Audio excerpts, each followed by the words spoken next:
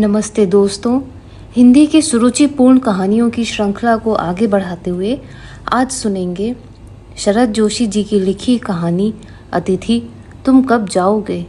तो चलिए शुरू करते हैं इस बेहतरीन कहानी को। तुम्हारे आने के चौथे दिन बार बार ये प्रश्न मेरे मन में उमड़ रहा। तुम कब जाओगे अतिथि? तुम कब घर से निकलोगे मेरे मेहमान? तुम जिस सोफे पर टांगे पसारे बैठे हो उसके ठीक सामने एक कैलेंडर लगा है जिसकी फड़फड़ाती तारीखें मैं तुम्हें रोज दिखाकर बदल रहा हूँ। ये मेहमान नवाजी का चौथा दिन है, मगर तुम्हारे जाने की कोई संभावना नजर नहीं आती। लाखों मील लंबी यात्रा कर एस्ट्रोनॉट भी चांद पर इतना नहीं रुके जितना तुम रुके हो। उन्होंने भी चांद की इतनी मिट्टी नहीं खोदी जितनी तुम मेरी खोद चुके हो। क्या तुम्हें अपना घर याद नहीं आता? क्या तुम्हें तुम्हारी मिट्टी नहीं पुकारती? जिस दिन तुम आए थे कहीं अंदर ही अंदर मेरा बटुआ कांप उठा था। फिर भी मैं मुस्कुराता हुआ उठा और तुम्हारे गले मिला। मेरी पत्नी ने तुम्हें सादर नमस्ते की। तुम्हारी शान में ओ मेहमान, हमने दोपहर के भोजन को लंच में बदला और रात के खाने को डिनर में।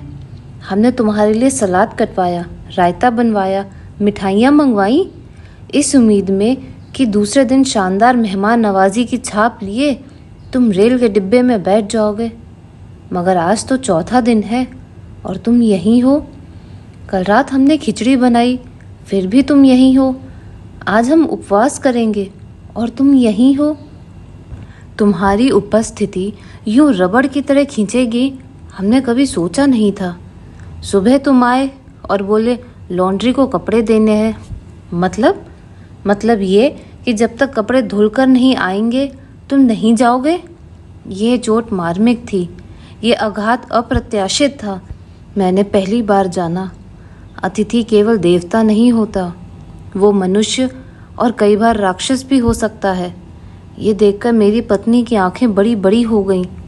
तुम शायद नहीं जानते कि पत्नी की आंखें जब बड़ी बड़ी होती हैं मेरा दिल छोटा छोटा होने लगता है। कपड़े धुलकर आ गए और तुम यहीं हो। पलंग की चादर 2 बार बदली जा चुकी है और तुम यहीं हो।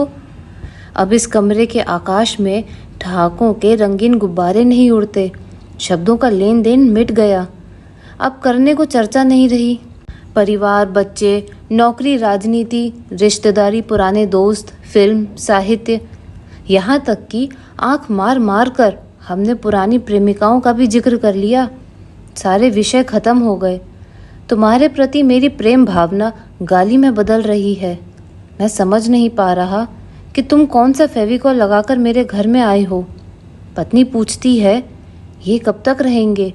जवाब में मैं कंधे उचका देता हूँ। जब वो प्रश्न पूछती है मैं उत्तर नहीं दे पाता। जब मैं पूछता हूँ वो चुप रह जाती। तुम्हारा बिस्तर कब गोल होगा अतिथि? मैं जानता हूँ कि तुम्हें दूसरे के घर में अच्छा लग रहा है।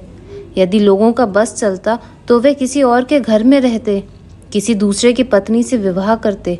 मगर घर को सुंदर और होम को स्वीट होम इसीलिए कहा गया है कि मेहमान अपने घर वापस लौट जाएं।